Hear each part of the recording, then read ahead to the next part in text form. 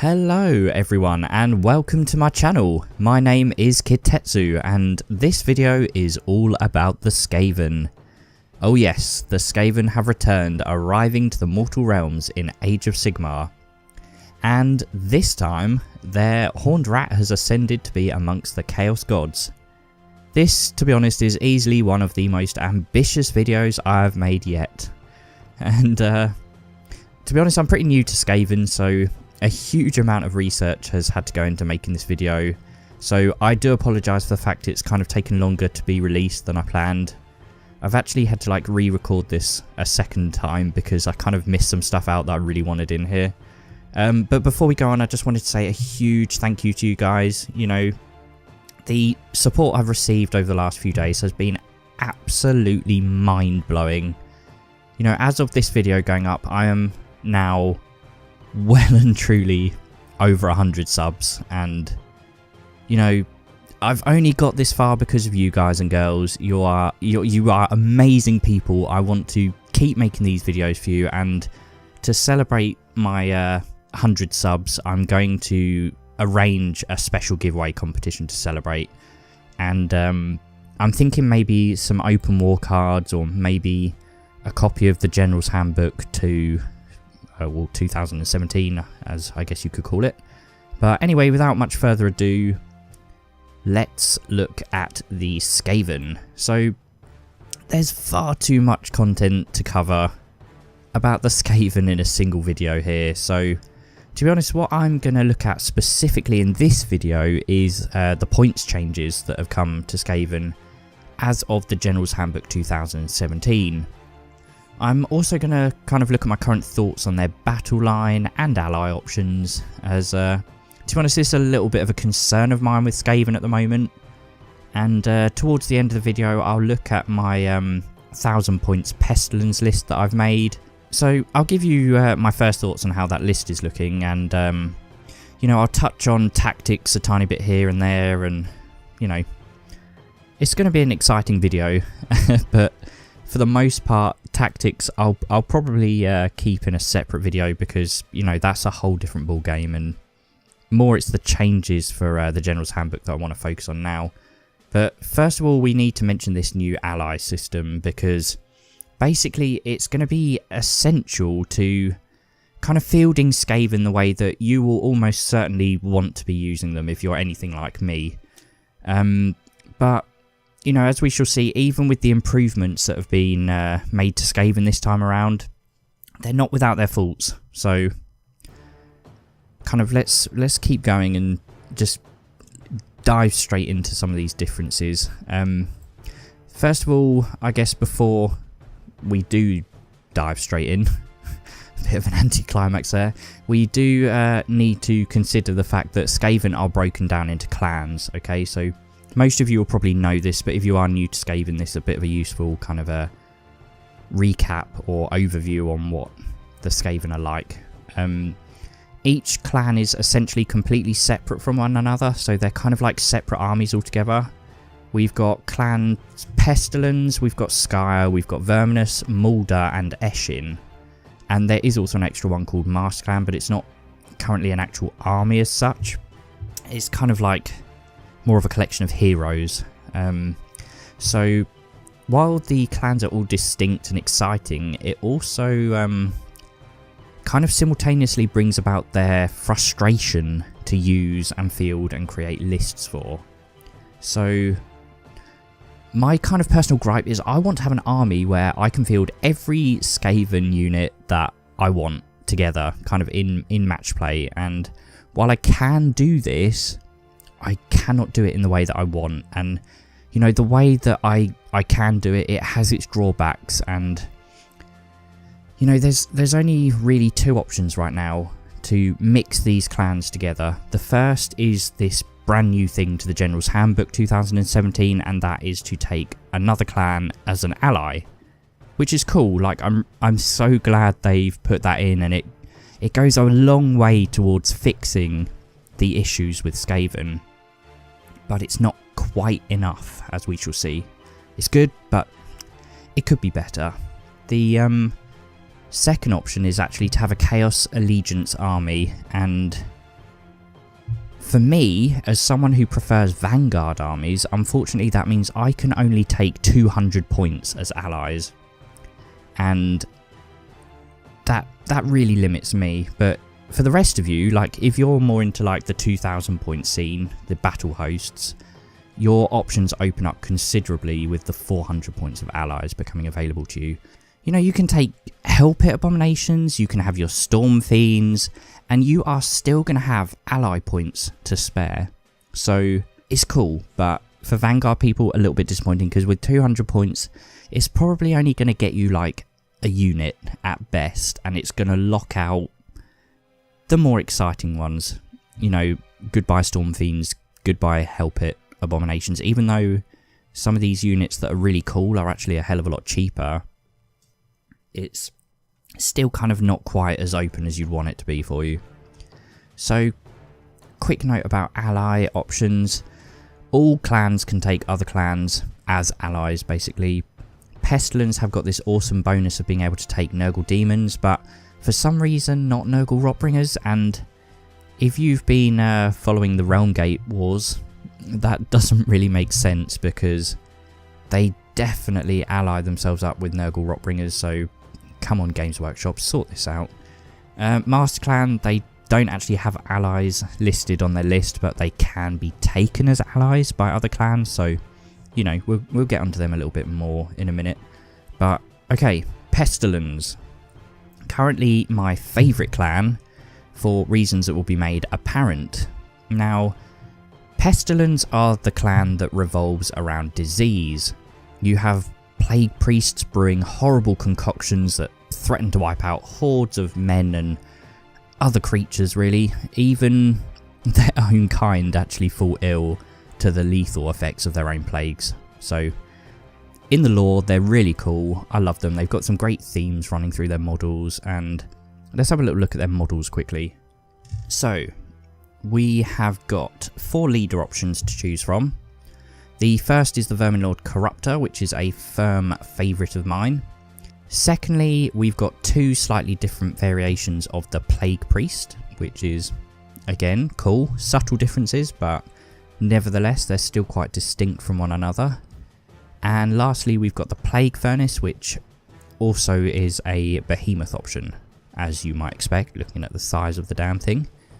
By the way, this video does involve so many models and rules and points costs and God knows what else, so if I do make any mistakes, if I pronounce things wrong, if I say the wrong thing, please let me know in the comments, and hopefully you'll know what I meant, and you know, if it's a stupid error, you know, just correct me down below, and as always, ask your questions down there too, because I'm trying to literally get back to every single question that I get, which is proving to be great fun at the moment, so keep them coming, it's great. Right, so our next 2 options are the Battleline units, which we've got the Plague Monks and the Plague Censer Bearers. So, to be honest, I'll get onto those in a second, because I'm kind of doing this thing in this video where I talk about battle lines separately, and that'll become apparent why in a minute too. So, Pestilence have also got their excellent ranged options with the Plague Claw. It can fire at targets it can't even see from really good distances. It hits and wounds on 3s, which is great, and it does d6 damage, so that's awesome. It's also at a -1 to hit in the shooting phase, and if you're firing it at a really large unit, it actually does 2d6 damage, so that's awesome. To be honest,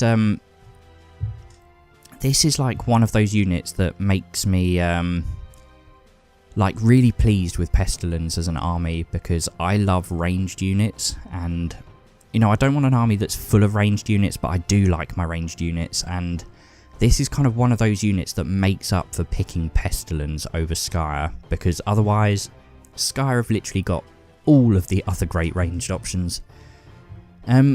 Although as you can see, I am talking about tactics a little bit. I don't really want to overanalyze the tactics and strengths and weaknesses and abilities and everything like that too much in this video. You know, that can come in a follow-up. But I do want to look at the changes that have been made since the last General's Handbook, and to be honest, in this army there's only really 3 in terms of models and points. We've got the Plague Furnace dropping 20 points, we've got the Vermin Lord Corruptor also dropping 20 points, and to be honest, both these reductions seem appropriate because while the models are extremely cool, I don't think they are the most powerful of models. Like, as the Corruptor goes, I think it's unanimously agreed that it is the weakest of the Vermin Lords. So, very cool, but not necessarily going to stand up to Scarbrand, for example. But still, yeah, great model. Plague Monks, to be honest, I'm going to talk about those in a second on the next slide.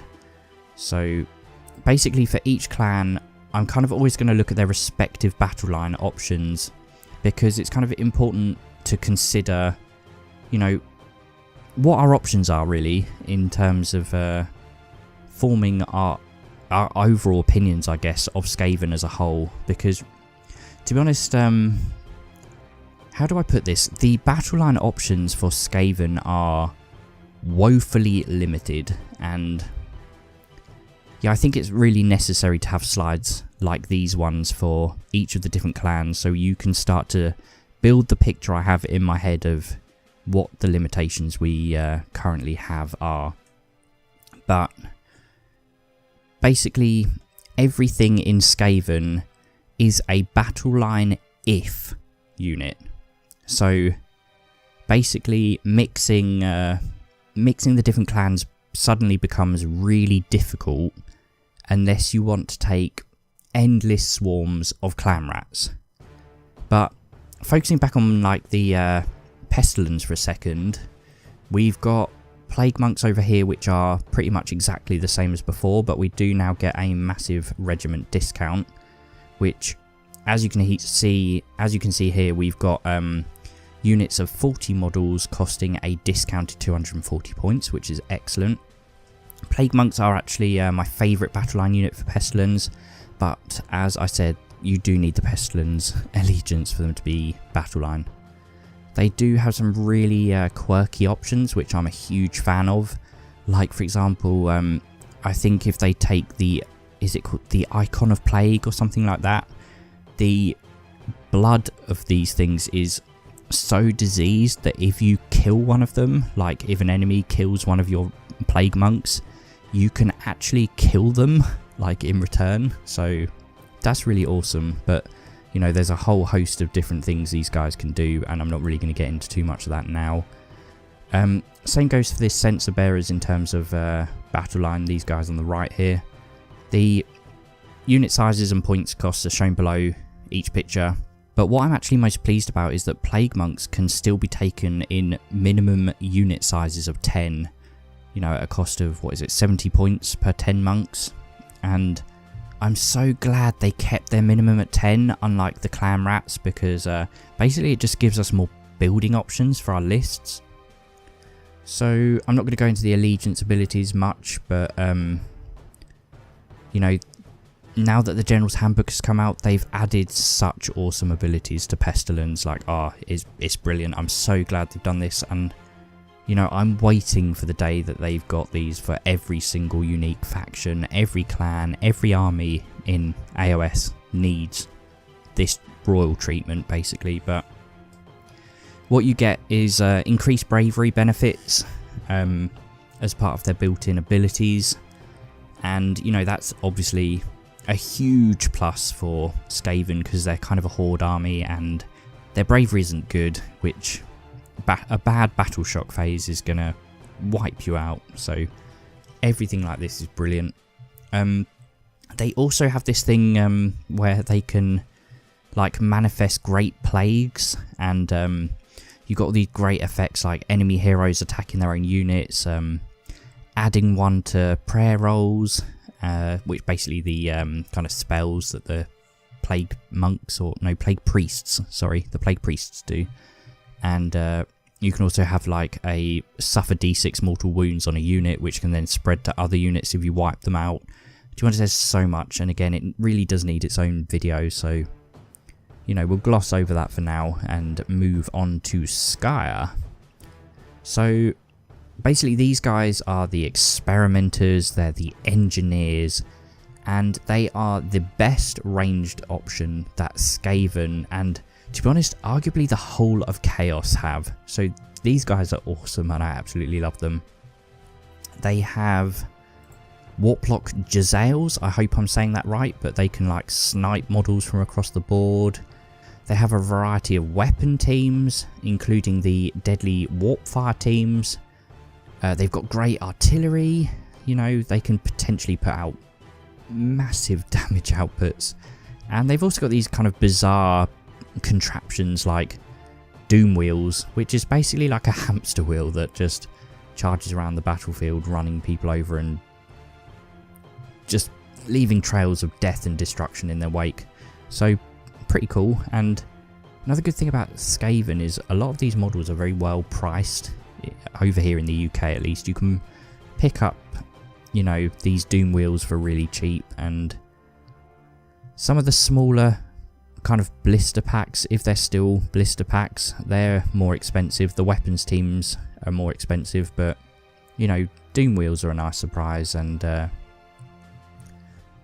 think this thing here is the Warp Lightning Cannon. I think those are very well priced as well, and you can actually dual build it as either a Plague Claw or the cannon, so that's awesome. And saving the best till last, they also have one of my favourite units in the entire game, and that is the Storm Fiends. These guys are basically rat ogres that have been fused with insane weapons, and as you might expect from Skyer, and as you might expect from a rat ogre supercharged with Skyer weapons, these guys can do massive damage too. So they're awesome basically, and you know, they look great, they're super fun models, and they've got these really awesome war scrolls. To be honest, I think this picture in the centre of the screen you can see is actually part of this ally set they've just released alongside the new General's Handbook, so go check these guys out. And you know, if I build 2,000 point army lists, I'm guaranteed to be taking these guys, so very cool. But what has actually changed with Skyer? So firstly, the Doom Wheel has dropped 10 points, not a massive change. Warpfire teams have increased by 10 points, and I know that most people who were taking a Skyer themed list were absolutely definitely taking these Warpfire throwers. They're very good. I think they just do I think they auto hit. If I might be wrong on this, so don't quote me, but I think they auto hit and just cause mortal wounds. So they're ridiculously powerful, and I think they're the same as the Warpfire throwers that Storm Fiends have, more or less, but very good units nonetheless. So not really a surprise to see them increase in points. We've got Skyer Acolytes now being able to be taken in units of 30 instead of 20, and you get a massive regiment option for them too now. Although their models are so old and expensive, I'm not sure who's going to be fielding 30 of them, but still cool. And for some reason, Storm Fiends have been like starred in the General's Handbook as being different, but I'm not quite sure what that changes because at the moment they look the same. Someone, if you do know what's changed with Storm Fiends, please let me know down below because I have no idea. Right, Battleline options for Skyer are Storm Fiends and the Skyer Acolytes. And as you might expect, you need the Skyer Allegiance for both of them to count as Battleline. So it's really great that you can take Storm Fiends as Battleline, but to be honest, it's kind of somewhat puts me off that the only real option for Battleline in Clan Skyer is either a really expensive 300 point a pop unit or a kind of short ranged missile unit that, like I said a minute ago, they've got really, I like the design of the models, but they are dated and they're also very expensive. Like, don't quote me on this again, it's been a while since I looked up these models, but I think they're actually still metal, and it might be these guys where they actually sell them literally in packs of one model at a time. So not the best option if you want to build up a unit of them, really. I mean, I guess they make up for that by saying you only need 5, but you know, even so, it's not the best option. And To be honest, Sky would probably be my first choice of clans. Possibly. Undecided. But they could be my first choice of clans if they had a normal Battleline option, like maybe even clan rats. To be honest, clan rats should totally be in every clan. That's kind of, it's in the name, that's the whole point of them, and there's no reason for them to be locked to Verminous. Do you know, the ultimate thing would be, to be honest, like clan specific clan rats. That would literally be like the best thing since the age of myth, to be honest. But I think as it stands, the army relies far too much on range and potentially very expensive unit options. You know, if you're building that list, that's what you're going to be. You're going to have, assuming you're not going to go down the Sky Acolyte sort of route, you're going to have Storm Fiends as your battle line. And that means you're going to have a very small model count. And whilst they're great units, and, you know, obviously you can spam the warp fire thing at the moment, which they haven't sorted out, but, you know, that just doesn't really swing it for me at the moment. And, you know, range and very short model counts. I love range, as I said earlier. Like, I wish just Chaos in general had more ranged options, but I don't think this is the solution. That being said, you know, I can see Sky being super popular right now as they've got some exploitable competitive loopholes, and also they're just a generally very awesome clan. You know, I guess I like both clans equally in terms of Pestilence and Sky, but I think Pestilence are just a slight edge at the moment. So very cool clans, but you know, they've each got their pros and cons really. Again, you know, I'm not going to go into details of the allegiance abilities and the artifacts and command traits and everything like that. Same as for Pestilence, but you know, it is fantastic that we see these here in the new General's Handbook, and you know, more of this stuff, please, Games Workshop, because it's great.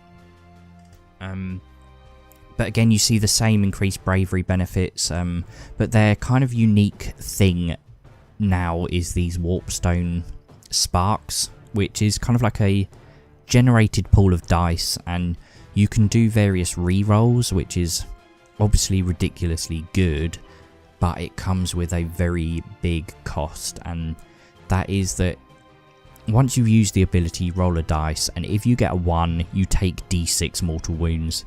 So you might think, oh wow, I can roll one of these dice which lets me double the damage from a weapon used by a Sky model, so you can suddenly be putting out a crazy output of damage, but then you can literally kill yourself straight away afterwards.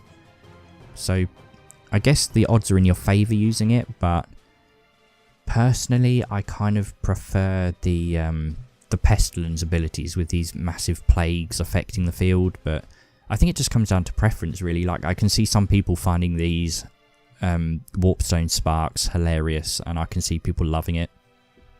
I kind of prefer the reliability of knowing I'm not going to kill myself personally, but yep, I guess that's what we need to say about Sky for now, so let's move on to Verminous. Hey guys, I've decided this video was a little bit too long because it was literally like 50 minutes in length, so I've kind of split it into two 25-minute sections. I think 50 minutes to sit down in one go and listen to is long by anyone's standard, so stay tuned for the second part where I kind of wrap up talking about the different clans and give a bit of a summary before going on to my 1000-point Pestilence list. It's pretty much all made already and ready to go, so expect to see that shortly. Anyway, you guys, as always, are amazing and the best, and I will see you guys soon. Just please don't forget to like and subscribe. Thank you very much.